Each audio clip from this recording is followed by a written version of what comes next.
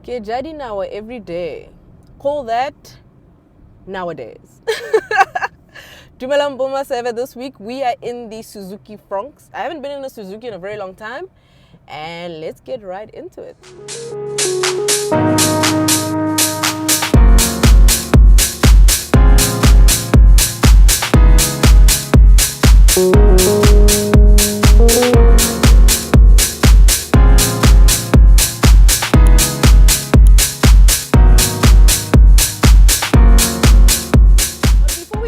I want to let you guys know about the Cars.coza app and website. It is available both on Android and on iOS. So do open up the description box and click on the links below if you're looking for a new Fronx, a used Fronx, a whatever Fronx, the pretty love Fronx, a Fronky Fronx.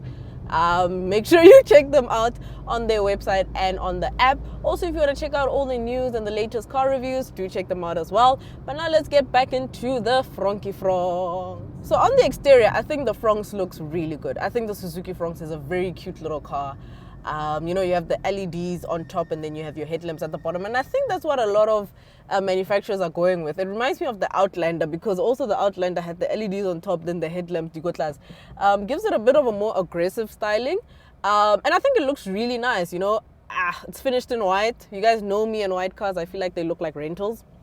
But anyway, story for another day.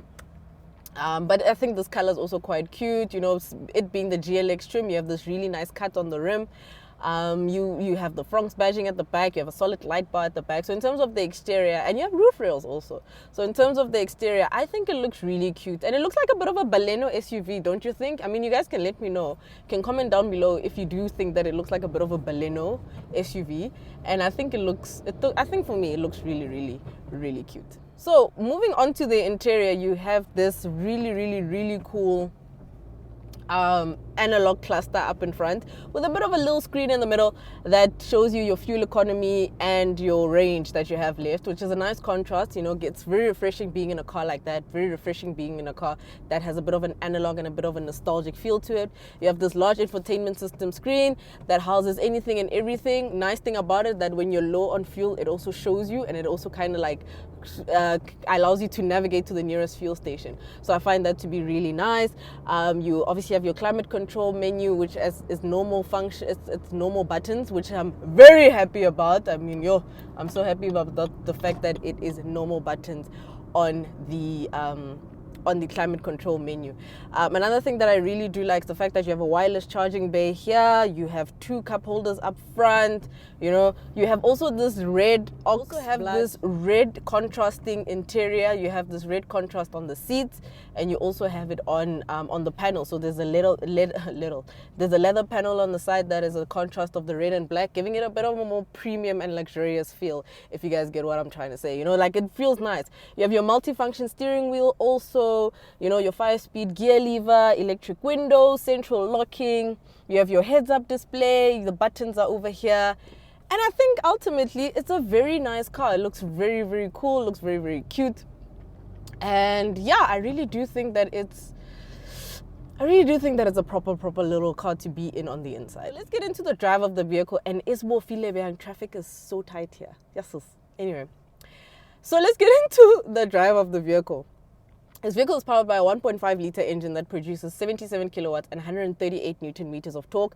And my unit is the manual, so it's the 5-speed manual. Every journalist, every content creator knows this engine is the K15B, that's the engine code. And the engine code is Kemakhona Zonke. Kemakhona Zonke, kuriki noma yini boza yami la. Like, zonke insipho ziyawasha. This is that engine. Tried and tested, foolproof, bulletproof, all those proofs. Great little engine. You know, very nice on fuel also. Suzuki claims 5.5 liters. I'm doing 6.4. And then now when it comes to fuel consumption nowadays, because I'm just like, guys, you know, fuel is so expensive in J&J. Like, even if you go to these cheaper cars or these more affordable cars, I don't like using the word cheap because cars are not cheap.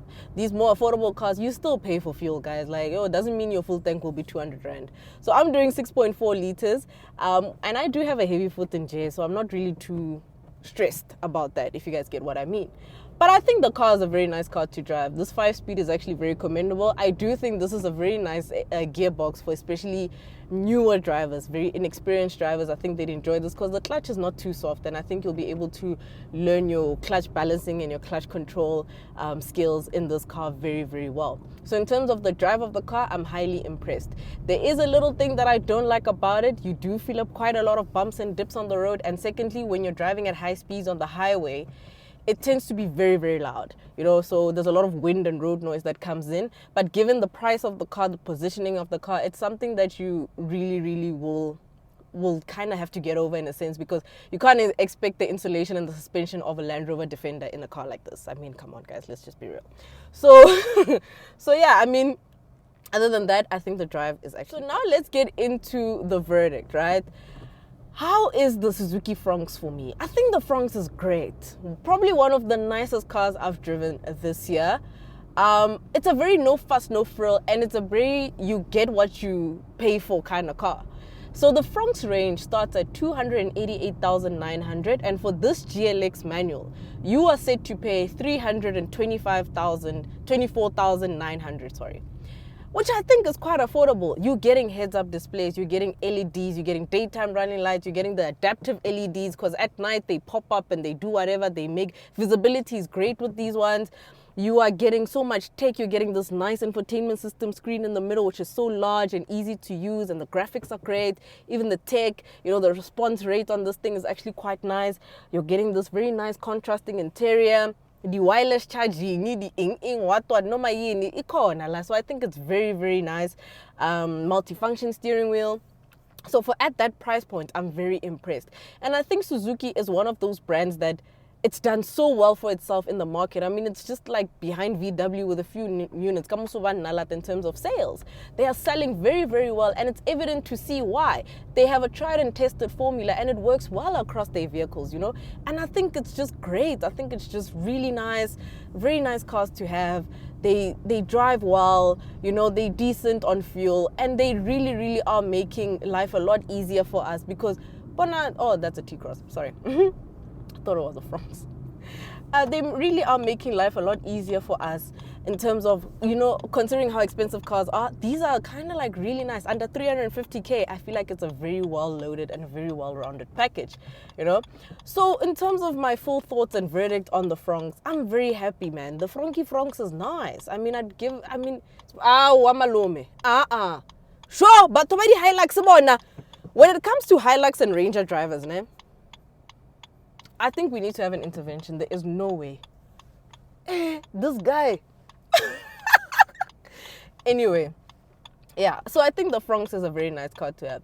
Notwithstanding the little things that I have a gripe with, especially with how loud it gets on the highway, that kind of thing. But it's nothing that you can be like, yo, this car's annoying. It's nothing you can omit. And I think the Fronx came in and disrupted the industry very, very nice. Okay, another annoying thing is the indicator. It's a bit too loud. But I think the Fronx came in and disrupted the market beautifully. The boot space is also amazing, and I love the fact that Suzuki's boot spaces are those deep hollow ones, so you yield more space. And the rear occupancy space is also going to be quite cool, so I think it's a very nice car to have.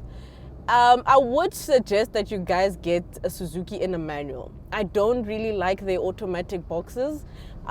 They are like whiny and kind of get a bit confused and don't know what they're doing. So I would suggest that you get your Suzuki in a manual. The 5 speeds are absolutely stunning. Ultimately for me, I'll have to give the Suzuki Fronx a good 9 out of 10. The only gripes I have, obviously, is just a bit of a drive quality experience and the road noise, but it's nothing that you can really, really be frustrated about. So I'm very happy with the Fronx, and I think it's actually a very stunning car. In terms of the rivals, I think you're looking at cars like the T-Cross, the Sonnet, the Hyundai Venue, maybe the Cherry Tiggo 4 also. So there's quite a few options that you can think of there. So for me, I think 9 out of 10 is a good rating. This car is really good. It's very refreshing to be in a car like this, and I thoroughly enjoyed my time with it. And that is it from me, Boma Server. Don't forget to like, comment, and subscribe, and I'll see you in the next one. Let me know what you're getting for 324,900. Are you getting this? Are you getting a T-Cross? Are you getting a Sonnet? Are you getting something different? Are you getting a Baleno? Are you getting a Vivo? Are you getting a Swift? What car would be in your mind, you know? I wouldn't put this one with the Toyota Urban Cruiser. I think that's more Grand Vitara territory. But if the pricing works, then maybe I should add that into the mix, and then we can have a bit of a conversation. But ultimately, from me, Boma Seve, thank you guys so much for watching. Don't forget to like, comment, and subscribe. And I'll see you in the next one. But don't forget to comment down below what you guys think. Do you also think that it's like a Baleno SUV? I did say this earlier, ne? Oh my gosh, I'm repeating myself. Welele. Alrighty guys, I'll see you in the next one. Bye bye.